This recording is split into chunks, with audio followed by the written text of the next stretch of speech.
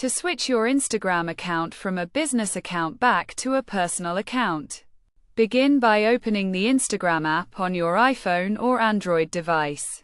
Navigate to your profile by selecting the profile icon located in the bottom menu. Once you're on your profile page, tap the three lines in the top right corner to open the menu. Scroll down slightly and select the Business Tools and Controls option under the Professional section. From there, scroll to the bottom and tap on Switch Account Type, then choose Switch to Personal Account.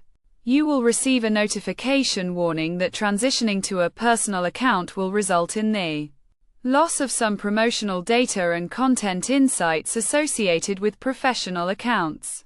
If you're okay with this, confirm by selecting Switch to Personal Account.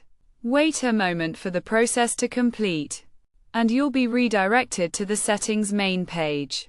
Return to your profile to confirm your account is now set to personal.